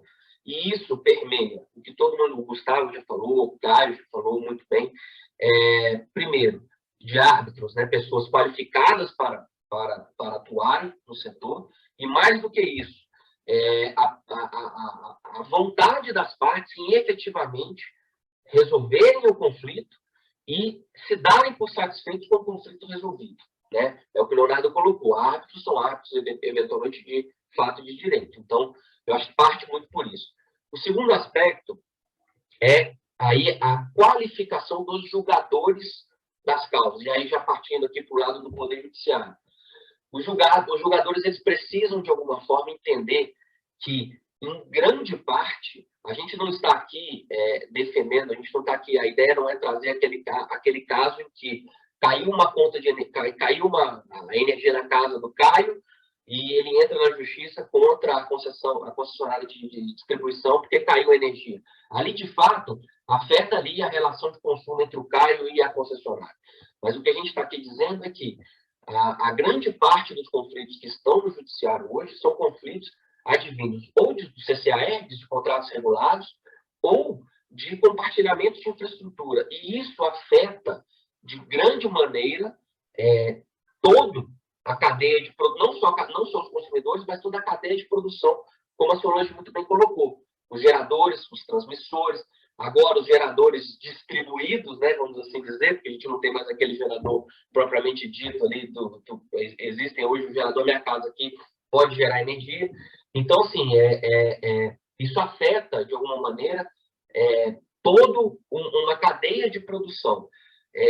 Todas as distribuidoras, o Caio, o Gustavo e o Leonardo, como advogados ativos e de distribuição, sabem que todas as distribuidoras, por exemplo, passaram por ações civis públicas, em que a ação civil pública pediu o seguinte, geralmente da Defensoria do Ministério Público, mas pediu o seguinte, forneça energia de qualidade e eficiência no município, no estado X. Ok, lindo, é lindo de dizer, mas o que é energia de qualidade e eficiência? Você tem hoje um agente regulador, um órgão regulador, que atribui o que é esse critério de eficiência. Se você atender esse critério de eficiência, está atendido a sentença, eu tenho minhas dúvidas, porque o que a gente vê na prática a quantidade, a conta é meio aritmética, então o perito ou a parte caiu tantas vezes a energia em determinado município, multiplica pelo valor da multa e se dá um valor milionário para ser pago. Então, eu acho que assim, e veja bem, não necessariamente todas as quedas de energia são culpas atribuíveis à distribuição. Às vezes eu tenho lá em Roraima, por exemplo, que é um estado eminentemente do sistema isolado. A falta de energia pode advir de uma geração e não da distribuidora, mas, na verdade, a distribuidora, nesse tipo de ação, é quem vai pagar a conta no final. Então, acho que entra muito aí e aqui já até parabenizando, porque esse tipo de evento, esse tipo de discussão começa a fomentar e a trazer essa necessidade de um olhar mais atento do Poder Judiciário, como a segunda hipótese que eu trouxe aqui para tentar solucionar esses problemas, né? Mas um olhar mais atento do Poder Judiciário a esse tipo de questão. E, por fim, como terceira opção, e eu acho que com essas considerações, Leonardo, eu vou respondendo aos poucos sua pergunta. Por fim, eu acho que, da mesma forma que a gente precisa de julgadores especializados e de profissionais especializados, aí no caso de eu chamo de jurisdição disruptiva, né? Porque as partes, até onde elas podem negociar. Mas de legisladores especializados, ou de legisladores bem amparados por associações e por pessoas que realmente entendem do setor. A gente viu aí, na pandemia, leis invasoras à torta e direita, e o que a gente viu é um verdadeiro... O que o Supremo fez foi um verdadeiro... com todo o respeito, eu particularmente entendo as razões, mas o que a gente viu é um verdadeiro gráfico ascendente e descendente dentro das leis invasoras, né? No início, o Supremo disse que a todo momento o governo poderia legislar e dizer que não pode cortar e tudo mais. Hoje, o Supremo está limitando isso aos efeitos ali da pandemia. Então, assim, a gente viu um loop, uma virada.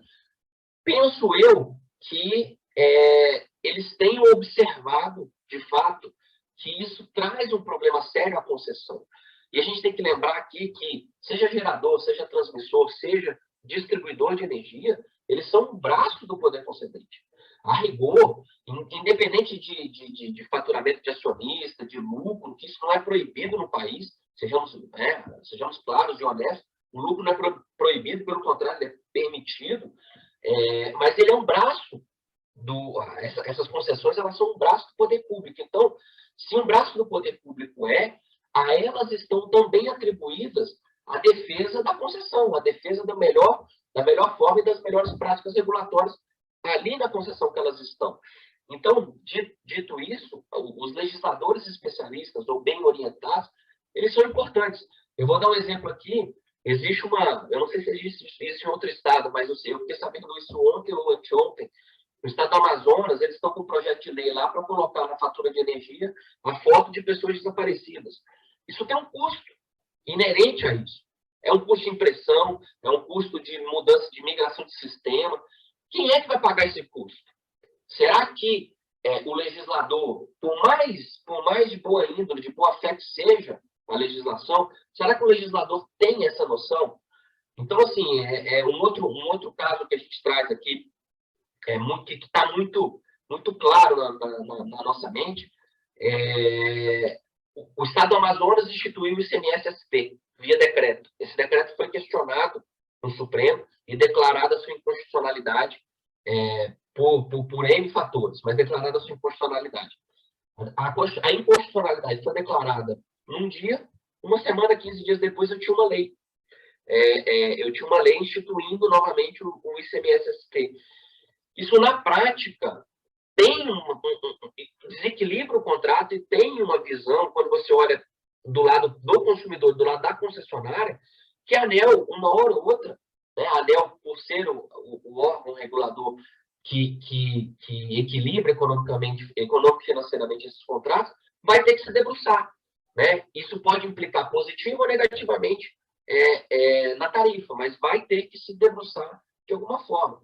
Então, assim, aqui já partindo para as considerações finais, eu acho que se a gente conseguir, de alguma forma, trabalhar, e aqui a gente está falando com o expert do setor e a audiência qualificada que é desse fórum, trabalhar esses 3 pilares, né? Renomando, reforçando as formas disruptivas, a arbitragem, mediação, qualquer outra dela que seja, os julgados especializados, julgadores especializados, o legislativo especializado, eu acho que se amarra, e eu não diria nem só o setor elétrico, mas acho que a infraestrutura do país sairia ganhando, evitando essas leis invasoras, o que o Gustavo muito bem citou, de sentenças, né, arbitrais, que interferem no aspecto regulatório, no aspecto do regulador, ou que ultrapassam ali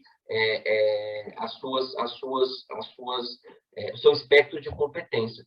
Então, acho que essa é a grande preocupação, Leonardo, te respondendo a sua pergunta, acho que essa é a grande preocupação, pelo menos minha, e acho que imagino que de todos aqui, acho que a gente tem que de fato, se debruçar sobre esse tema, e é a importância desses fóruns, dessas conversas, dessas rodas de conversas, da gente sempre se debruçar e crescer e aumentar essa discussão a nível nacional. Então, mais uma vez agradecendo, para também não ultrapassar o tempo que a gente tem aqui, mais uma vez agradecendo, estando entre amigos, quero agradecer o convite e me colocar à disposição. Perfeito. Obrigado, Tiago. A gente vai dar seguimento aqui ao debate. A gente chega no momento agora, talvez seja esse o momento mais interessante, porque a gente começa efetivamente a partir de algumas questões que foram colocadas nas apresentações iniciais, trocar aqui as ideias. Paulo, você quer já fazer o lançamento de alguma questão e colocar na mesa? Sim, obrigado, Leonardo. Tem uma questão aqui que eu acho que é oportuna, até porque boa parte de vocês já tratou desse tema. Eu vou direcionar inicialmente para a Solange, mas peço que você, quem quiser pegar essa questão para poder polemizar, seria interessante e enriquecedor para a gente, para a nossa audiência. Então, o que a gente constata é que a indústria da energia é naturalmente segmentada. Ela convive com a multiplicidade de associações, já que ela é segmentada, ela convive com a multiplicidade de associações setoriais, inúmeras as associações. E essas associações, obviamente, têm pontos de vista e posicionamentos divergentes. Então, como, na visão de vocês, conviver com esse contexto da multiplicidade de agentes setoriais e como melhor conduzir as disputas, uma vez que isso é um fato? Isso, a gente gostaria de ouvir você disso aí, e o que mais gostaria de contribuir com esse debate. Achou a pergunta muito boa, inclusive porque eu gostaria de falar sobre uma questão que nós abordamos, acho que bem en passant, que é sobre comportamentos dos agentes. E eu quero começar dizendo que eu acho que a gente tem um modelo mais ou menos rígido, que está se flexibilizando e que vai se flexibilizar mais ainda, principalmente com a abertura de mercado, com todas as mudanças disruptivas em termos de tecnologia, em termos de nova atuação dos distribuidores, por exemplo, a distribuidora do futuro. O mundo, como a gente vê hoje, vai mudar.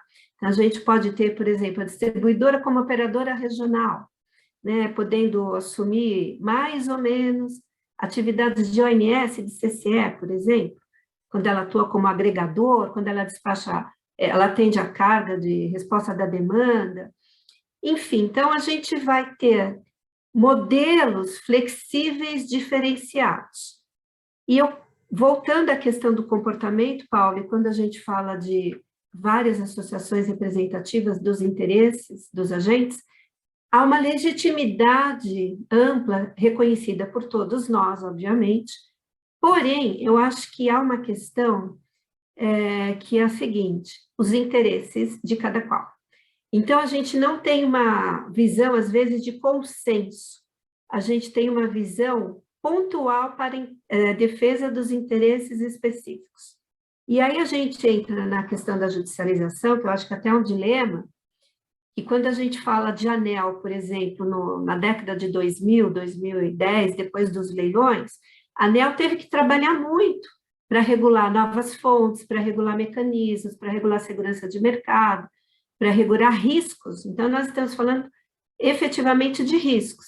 Só que a ANEEL, ao mesmo tempo que ela passou a regular tudo isso e teve que regular, no meu modo de entender, ela passou, o regulador, a ser o alvo preferencial dos questionamentos dos agentes, quando a ANEEL não atendia aos interesses que os agentes entendiam que deveriam ser atendidos. Então, aí eu entro numa discussão de comportamento, de boa-fé, de maturidade, né? Maturidade do setor, maturidade dos negócios, de modo... Solange, você acionou o mute. Ficou mudo, é. Oi, desculpe. Então, eu trago isso porque eu acho que a gente pode estar assim numa dicotomia, numa dualidade comportamental que a gente presenciou ao longo de vários anos, porque a ANEEL ela tem que atuar, ela tem que normatizar ou não, ela tem que fazer essa avaliação. Os agentes pedem, porém, quando não são atendidos, eles questionam. A ANEEL dizendo que ela traz estabilidade regulatória, ou superprodução regulatória, ou ela micro-regula, né? Porém, às vezes, esses agentes vão para o judiciário buscar o quê? Uma regulação judicial. Cada qual pode querer uma regulação específica para si, que quer o tratamento, né, de uma... Eu diria que é o caráter prático utilitário da regulação. Só vale para aquele agente, ou só vale para aquele grupo de agentes. E aí se questiona que há uma instabilidade regulatória, por exemplo, que há muita regulação, que há imprevisibilidade na regulação.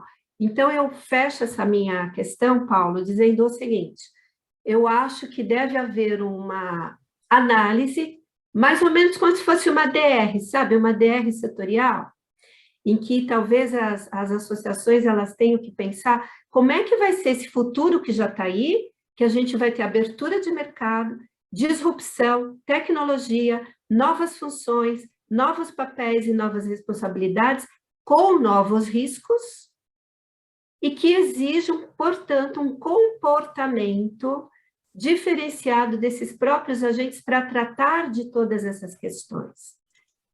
Ou para dizer, vamos fazer um pacto de como caminhar daqui para frente? É isso. Provocação. Muito boa. Quem mais pega esse tema? Eu ia só complementar, então, se é que é possível complementar a Solange, né, Paulo? Mas, assim, um fato curioso do nosso setor, e que não é muito diferente de outros lugares do mundo, é que o nosso setor elétrico é cíclico, né? Então, quando não há nenhuma decisão que pode ser tomada que não represente um benefício para um e um prejuízo para outro, né? A gente não pode fazer regulação pelo que grita mais, né? Então, eu vejo com muita naturalidade quando a gente tem disputas naturais, né? Eu me lembro de um ex-superintendente da ANEEL, né? Eu não admirava exatamente essa postura, né? Mas o cito sempre.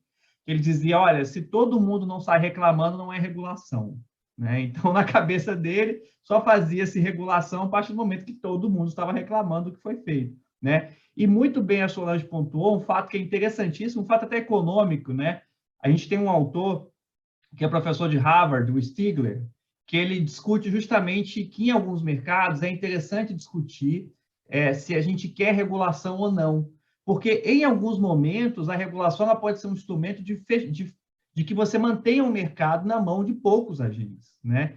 Então, não fazer regulação é também uma opção e um instrumento de intervenção regulatória, né? Então, assim, eu concordo com a Solange, vejo esses momentos disruptivos assim, que a gente está vivendo, de tecnologias disruptivas, né? Eu até me questiono, por exemplo, o que vai ser da distribuidora daqui a algum tempo, né? Ela vai ser, de fato, uma transmissora de pequenas conexões, né? A gente está falando de abertura do mercado livre. A gente tem também a própria questão que a Solange também comentou e que vale a pena frisar, né? Abertura do mercado livre. E aí você tem uns contratos legados. Uma questão que vale a pena a gente levantar é o seguinte: continuam licitando essa energia sabendo que a gente vai abrir o Mercado Livre, né? Então, o que está acontecendo? Não se tem convicção de que vai abrir o Mercado Livre ou está faltando o quê, né? Mas é também um conflito que está se mantendo, ou seja, essa energia vai ser viável lá na frente para a distribuidora se desfazer dela, né? Como que a gente vai tratar disso, né? Vai se manter esse custo em quem fica, né? Um consumidor que provavelmente vai ser o mais hipossuficiente da cadeia, aquele que não vai ter condições de comprar no Mercado Livre, que talvez não tenha nem conhecimento, né?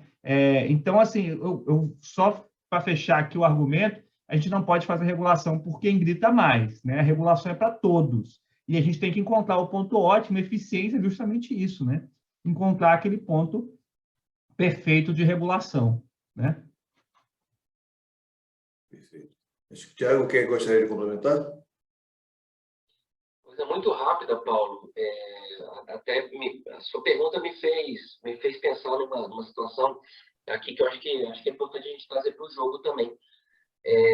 As mudanças são tantas que as mudanças não vão ser só para os agentes, né? A gente vai ter que pensar o que vai ser das agências reguladoras, porque hoje a gente tem energia sendo gerada à base de gás, né? Então há, de alguma forma, um liame muito grande. Então você tem hoje a ANEEL, que deveria, né, de alguma forma, se limitar ali à energia elétrica, ela, de alguma forma ou outra, ela ainda analisa, ela fala sobre gás, regula sobre gás. Então, a gente vai ter que pensar no futuro, não tão distante, eu diria que é iminente, do que vai ser das agências reguladoras, né? Qual que vai ser o desenho delas, se vai haver uma fusão, se vão criar novas agências mais específicas. Esse é um ponto que a gente já tem que começar a considerar. E a gente sabe que não dá para fazer de forma acionada, né? Bem lembrado. Essa elevação do nível de complexidade, em algum momento, vai exigir que se busque uma redução, né? Talvez aquilo que a teoria dos sistemas há muito tempo já, né, levanta essa bola, né? Quer dizer, reduzir a complexidade para você permitir a interoperabilidade entre esses sistemas, senão chega uma hora que ninguém vai conseguir falar com ninguém. Mas, assim, a provocação de Solange foi tão assertiva, viu, Solange? Agradeço assim, profundamente você trazer essa reflexão, porque, de fato, nos coloca aqui num ponto de reflexão bem mais profunda, né, a respeito de para onde a política pública deve caminhar, porque esses agentes precisarão, em algum momento, né, consertar as suas atitudes, né, no sentido de estabelecer ali um pacto, vamos dizer assim, né, e isso tem que estar direcionado por alguém, né? Alguém tem que direcionar isso, né? Então, quem é que vai direcionar? O que você acha, Gustavo? Boa pergunta, Leonardo. Boa provocação, na verdade. Mas, assim, antes de enfrentá-la, só pegando um gancho nas palavras do Caio, nós, como advogados, esse atributo nos permite algumas andanças em vários mundos, né? No mundo da geração, da transmissão, da comercialização. Então, para satisfazer esse superintendente que você citou, Caio, eu diria que para cada um desses segmentos, eles sempre acham que o regulador é inimigo dele. Entendeu? Então, de uma certa forma, a regulação me parece estar sendo extremamente eficiente. Se a gente não tem, às vezes, consenso no âmbito da associação, né, o que dirá de maneira geral. Então, isso faz parte, naturalmente, até da complexidade do setor. Eu falei mais cedo aqui que o nosso setor é sistêmico, é multicontratual, e isso nos traz diversos desafios. Tá, Leonardo? Então, eu acho que o nosso setor é plural. Então, você não tem um centro, né, de comando, você tem uma construção. E essa construção não é nada trivial. Demanda muito diálogo, por isso que eu tenho insistido muito sempre em uma saída no campo consensual, do diálogo. Eu participo de conselho, eu participo de associações, e minha fala sempre é no sentido de se esgotar ao máximo, primeiro, toda a tentativa de consenso, de uma composição. Eu como advogado, eu já fui, inclusive, como ser alertado e criticado por isso, de ser crítico à judicialização, né? Eu até brinquei que todos nós, advogados, deveríamos exigir da OAB uma homenagem à praça pública da medida provisória 579, porque nós vamos ter trabalho até 2050. Porém, brincadeiras à parte, a judicialização tem que ser o último caminho, tem que ser a última instância. A gente tem que esgotar todas as alternativas. Conforme bem colocou o Tiago aqui, não se justifica ações tão importantes, tão emblemáticas, ter um prazo de desfecho de 20 anos. Ou mais do que isso, porque 20 anos nós já estamos nela. Então, longe de uma perspectiva ainda de solução. Então, eu queria aqui, mais uma vez, deixar aqui como ponto de atenção a necessidade da gente sempre buscar o diálogo como o primeiro caminho de solução de conflitos. E só fazendo um comentário curioso, né, Gustavo? Assim, a gente acompanhou, todo mundo aqui conhece muito bem o que foi GSF, né, um monstro, e que a cada certo tempo aí ele volta, né? A gente já enfrentou GSF em alguns aspectos, algumas vezes, né? Mas a ANEEL fez agora uma segunda repactuação, né? Previu uma repactuação, uma compensação aos geradores.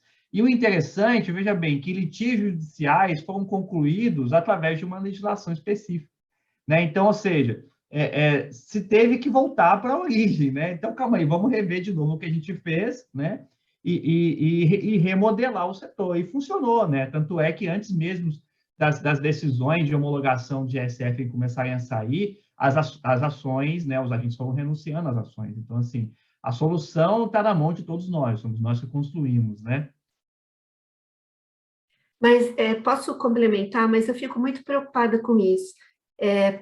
Se tivermos que depender de soluções legislativas para que o nosso sistema permaneça rígido, robusto, com definição específica de riscos, obrigações, a gente não está nada bem, hein? Por onde é que transitam esses poderes, né? O legislativo, executivo, judiciário. Então, se a gente ficar dependendo disso, eu fico muitíssimo preocupada, Caio, e Gustavo, Tiago, Leonardo, Paulo. Eu acompanho a sua preocupação. Não é uma preocupação. Já temos aqui mais uma pergunta da plateia. Gostaria de fazê-la, Leonardo? Vai lá, Paulo. Você quer falar? Não, pode. Tem aqui Oséias Santana. Passou para a gente uma pergunta que ele apresenta aqui uma situação. Ele nos diz o seguinte, ele traz a seguinte situação. Diante de um cenário delicado e hidrológico que o Brasil convive nos últimos 91 anos, o que torna a manutenção do fornecimento de energia elétrica um desafio para todos os atores inseridos no setor elétrico. Então, ele, colocando esse contexto, ele pergunta, na visão de vocês e numa perspectiva de conflito, qual é o maior desafio que o setor e as empresas enfrentam nesse momento, e eu já completaria. E que tipo de conflito e que disputa vocês acreditam que possa vir a acontecer por conta disso?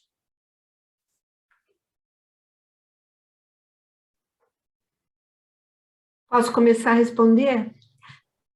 Eu acho que o desafio grande é o da incerteza.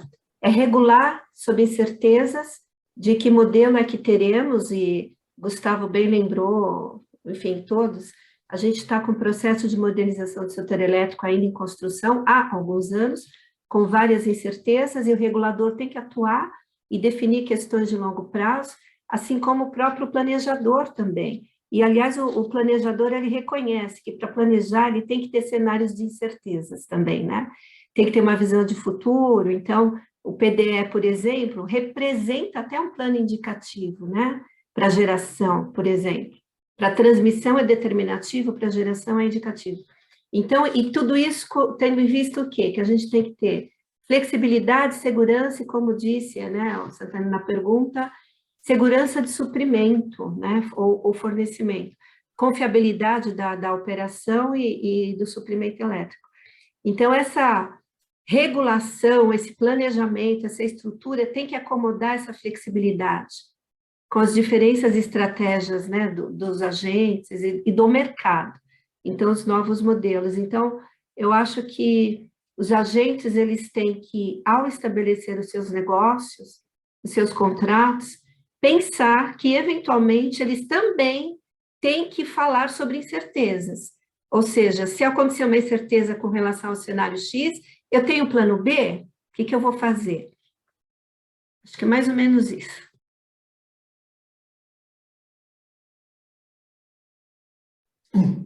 Paulo, só eu queria comentar, se me permitem, que de uma certa forma permeia essa questão, foi falado em crise hídrica, a importância também da comunicação adequada. Né? Então, muitas vezes se confundem conceitos. Por exemplo, a gente sabe muito bem que a distribuidora, né, o segmento de distribuição, é o arrecadador, é o que faz o caixa para toda a cadeia, né, do setor elétrico. E muitas vezes isso é desvirtuado. Né? Estamos falando agora de novo financiamento. É comum ver manchetes.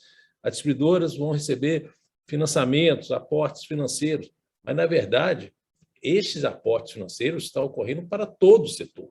Né? Então, você ter a comunicação adequada, eu acho que facilita, diminui, minimiza, muitas vezes, uma situação de conflito. O outro ponto, aí, vestindo um chapéu lá da Amazonas Energia, é a questão da extensão territorial que nós temos. Como que eu explico para o meu mercado consumidor, que lá se vivencia um período úmido, que ele está pagando bandeira vermelha, patamar 2, sendo que está debaixo d'água, em virtude de uma crise hídrica? Então, é muito desafiador. Né? Por isso que eu falei mais cedo. Infelizmente, nosso setor é muito complexo e as soluções não são triviais. Então, merece um grau de sofisticação adicional para a busca desse consenso. Maravilha. Excelente. Eu queria só, na linha do que Solange colocou, achei muito assertiva, mais uma vez, essa reflexão, né, do quão desafiador é projetar, né? No âmbito da análise econômica do direito, né, da Law Economics, a gente tem uma vertente de pensamento que é o seguinte: uma coisa é você fazer alocação de risco, né, desenhar a matriz de risco e prever com algum grau mínimo diria assim, de variabilidade, né, o que pode ou não entrar nessa componente. O problema é quando você está num cenário de incerteza, porque a incerteza é aquela situação em que você nem sabe, né, que não sabe o que pode acontecer. Então, você tem que regular literalmente algo que está no escuro, fora do horizonte de qualquer previsibilidade. E com múltiplas transformações que vão acontecendo aí de forma simultânea, eu acho que o cenário é um pouco esse, né? Quer dizer, você regular sobre algo que você nem sabe que não sabe. Leonardo, Paulo, eu só queria fazer uma complementação, pegar um gancho de uma coisa que o Gustavo falou lá no início, né? Que é essa questão da mutabilidade dos contratos, né? O contrato se vê na prática, e o Gustavo citou o professor Egon, né? O contrato tem que mudar ao longo do tempo. E por que eu estou pegando um gancho com isso? É claro que a pandemia de Covid-19 foi o maior tema do último ano, né? E a gente ainda está dentro dela, mas a questão é que boa parte dos litígios se basearam nisso, né? Pedido de revisão de fornecimento, relativização de contrato de demanda, né? E trouxe inúmeros riscos que a gente está tentando adaptar e que o judiciário ainda vai digerir, né? Agora, o interessante é que quando a gente fala de um contrato de 30 anos, né, às vezes até mais, é que o que é fortuito hoje, amanhã não é, né? Então, falando de pandemia, por exemplo, nitidamente foi um fortuito no primeiro mês, né? Ninguém estava preparado para aquilo. Mas será que um ano depois ela continua sendo? Né? Então, assim, é um conceito que a gente tem que aplicar ao longo do tempo. Se tivermos outra pandemia daqui a alguns anos, eu desejo que não, né? Apesar de algumas estimativas pessimistas apontarem que é provável, a gente vai de novo recorrer aos mesmos instrumentos, alegar de novo fortuito, né? Excludente de responsabilidade. Então, assim, é só para confirmar esse conceito. O contrato se aplica no momento, né? E é claro, e é natural, quando a gente estuda contratos administrativos, mas também quando avaliamos contratos privados, né? Assim como quando prevemos leis, assim como prevemos regulação, é impossível prever toda eventualidade que pode acontecer daqui para frente, né? Então, tudo tem que ser visto um pouco com um pouco de razoabilidade, né? E cabe a todos nós e os agentes também exercer isso e analisar sempre sob matriz de risco, nitidamente. Maravilha. Estava observando aqui, parece que não é verdade, mas nós já estamos nos aproximando de 2 horas de excelente debate e agradabilíssimo convívio. Então, eu proporia aqui a vocês já fazermos a nossa rodada de considerações finais, e aí eu passaria para que vocês fizessem aí, tem 1 ou 2 minutos para cada um de vocês, para darem os recados finais com base no que foi visto aqui, nos temas que foram discutidos nesse webinário, e mais aquilo que vocês acreditam que seja importante para a rigidez do sistema relacional no setor de energia. Eu, conforme fizemos das outras vezes, vou sugerir agora uma inversão. Vamos começar com o Thiago para fazer suas considerações. Thiago, por favor. Bom, de novo, agradecer a participação. Acho que esse tipo, o Gustavo comentou uma coisa, comunicação, eu acrescentaria a expressão comunicação e informação. Eu acho que informação, você passar a informação para as pessoas, você dar a informação correta, você dizer como a banda toca, né, como as coisas são realmente, eu acho que isso é importante. Eu acho que essa é a importância desse tipo de evento, desse tipo de conversa, desse tipo de bate-papo. Foi um bate-papo agradabilíssimo, a gente está entre amigos aqui, então, assim, mais uma vez agradecendo o convite e nos colocando à disposição. Maravilha. Passaria agora para Caio, por favor.